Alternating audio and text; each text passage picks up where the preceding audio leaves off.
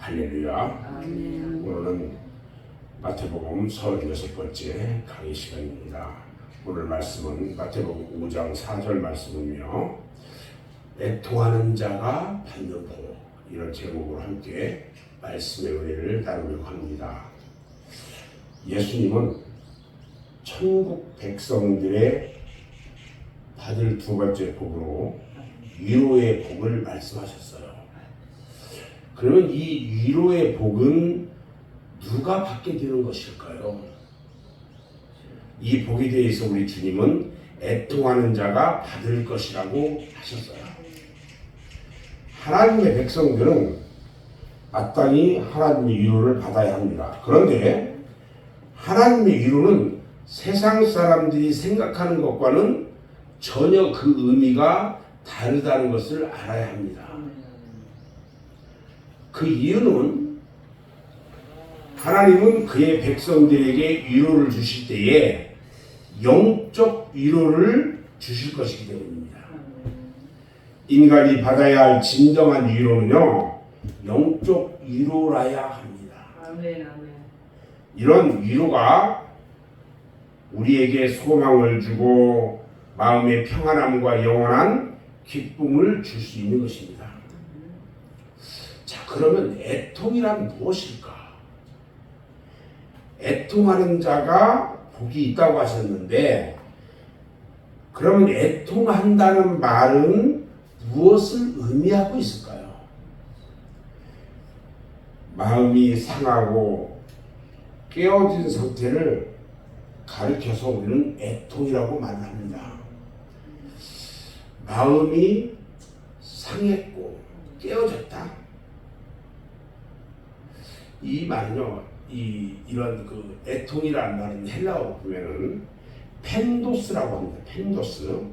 이 말의 뜻은 슬픔이나 비탄, 이런 말인데, 야곱이요, 자기 아들 요셉이 죽은 줄 알았어요. 그리고 심히 슬퍼했다라고 했는데, 그때 사용된 단어가 뭐냐면 펜도스예요. 얼마나 가슴이 찢어지면서 아팠는지, 이것을 애통이라고 한다는 거죠. 주님이 말씀하신 애통이라는 말은요, 마음의 애통을 의미합니다. 마음이 찢어지듯 아픈 거. 그리스도인의 마음의 애통은요, 그 마음을 찢는 것으로 나타나요. 요엘이 요엘서 2장 13절 마지막에 이렇게 말합니다. 너희는 옷을 찢지 말고 마음을 찢고 너희 하나님 여호와께 돌아올지어다. 애통은요, 회개로 인해서 마음을 찢는 상태를 말하는 거라는 거죠. 회개하면서 막 잘못하면 회개하고 막 가슴이 찢을 것 같은 그런 기도, 자복하는 기도. 그냥 일반적인 회개가 아니라 완전히 자기 마음을 찢으며 막 하나님께 드리는 그런 기도. 이것을 애통이라고 한다는 거죠. 여호와의 말씀에 너희는 이제라도 금식하며 울며 애통하고 마음을 다하여 내게 돌아오라. 요엘 선지는 이렇게 말했어요. 회개는요, 죄에 대한 두려움과 슬픔에서 나와요.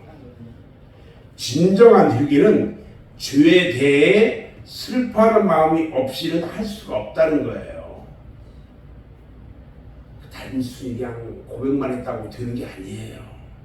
회개는 자기가 지은 죄에 대한 자백이 있지만, 이 같은 자백은 죄의 두려움과 그 결과를 알 뿐 아니라 그 죄에서 돌이키지 않으면 하나님의 진노를 산다는 사실을 깨닫고 마음을 하나님께로 돌이키는 상태를 말하는 거예요.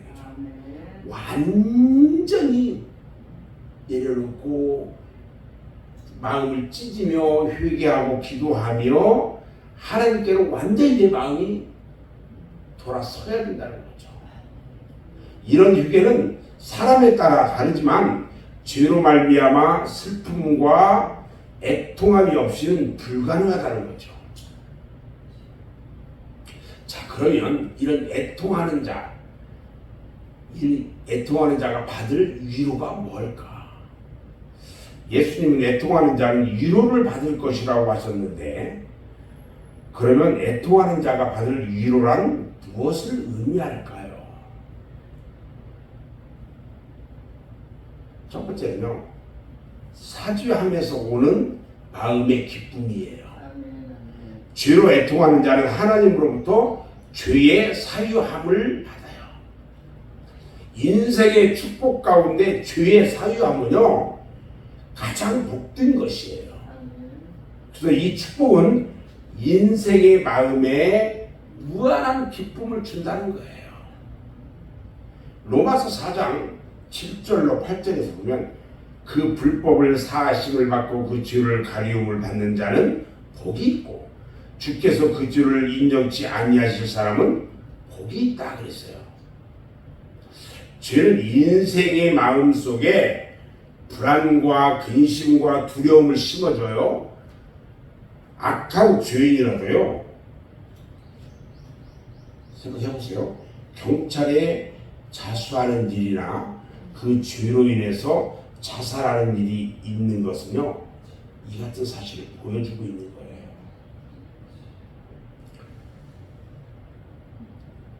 그래서 우리는 죄를 내려놔야 돼요. 사죄하는 마음을 가져야 돼요. 죄가 없는 사람들은 아무 근심 없잖아요. 기쁨이 충만하잖아요. 두 번째요, 하나님의 임재에서 오는 마음의 평안이 있어요. 이 애통함을 통해서 받는 위로를 받는 자는 우리 주님이 항상 나와 함께 하셔. 그래서 마음에 평안이 있어요. 죄로 애통하는 자는 그 마음에 성령이 임재하는 것이에요. 주의 성령이 임재하시면 우리의 마음에는 평안이 있게 됩니다. 그래서 주님은 제자들에게 내가 너희에게 뭘 준다? 평안을 주노라 이렇게 말씀하셨어요. 세 번째는요, 영생을 약속받는 소망이 있어요. 죄로 인해 애통하는 자는요, 그 마음에 이 하나님의 아들이 오신 그 아들을 믿는 믿음으로 새로운 생명을 얻게 되거든요. 이 생명은 무슨 생명이냐면 영원한 생명이에요. 그리고 이것이 그리스도인들의 삶의 참된 소망이 되는 거예요. 이것은 그리스도인들에게 무한한 위로가 아닐 수가 없다는 거죠. 이 소망은 허망한 꿈으로 끝나는 것이 아니라 실질적으로 이루어지는 확실한 하나님의 언약이에요. 우리 주님 말씀 중에 이런 위로가 담겨져 있는데 누가복음 16장 25절에 보면 아브라함이 가로되 너는 살았을 때 네 좋은 것을 받았고 나사로는 고난을 받았으니 이것을 기억하라. 이제 저는 여기서 위로를 받고 너는 고민을 받는다 그랬어요.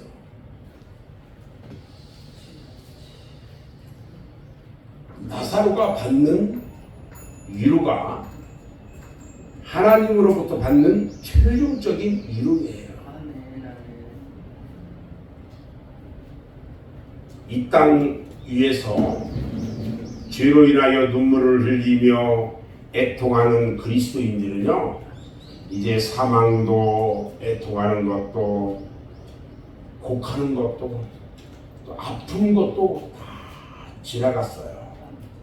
이제 우리에게 영원한 위로 가운데서 복된 천국의 무궁한 세계가 우리에게 펼쳐지는 거예요. 아멘. 위로라는 헬러 단어가 애통하는 자를 하나님 곁으로 부른다는 뜻을 또 가지고 있거든요. 우리의 위로자는 누구냐면 보혜사 성령님이세요. 보혜사라는 말은 피나클레토스라는 이게 우리가 헬라어로 말하는데 피라크레토스, 이 말은 하나님께서는 죄를 슬퍼하고 애통하는 자에게 보혜사 성령을 보내셔서 그의 곁으로 부르시고 위로하신다는 그런 뜻이 담겨져 있어요. 그러니까 하나님께서는요, 내가 죄를 슬퍼하고 그냥 가슴을 찢으며 회개하고 애통하는 자에게 보혜사 성령을 보내주셔요. 그리고 이 내 곁으로 보혜사를 부르셔서 나를 위로해 주신다는 거예요. 아멘. 그래서 우리의 위로자는 누구냐면 보혜사 성령이신 거예요. 진짜 저는 오늘 이제 말씀을 마무리하는데요. 우리는 하나님의 위로가 필요한 사람들이에요. 아멘. 하나님의 위로를 받지 못하면 믿음의 선한 싸움에서 승리자가 될 수가 없어요. 그리스도인들에게 이 세상을 이길 수 있는 능력은 사죄의 기쁨과 마음의 평안과 소망의 확신에서 오는 것이에요. 우리는 하나님의 위로하심을 받기 위해서 늘 주에 대하여 애통하는 심령을 가지고 회개하기를 지체하지 말아야 한다는 거예요. 아멘. 오늘 하루도 믿음의 선한 싸움을 싸우면서 회개하고 심령의 평안함을 누리는 저와 여러분 모두가 되기를 주님의 이름으로 축원합니다. 아멘.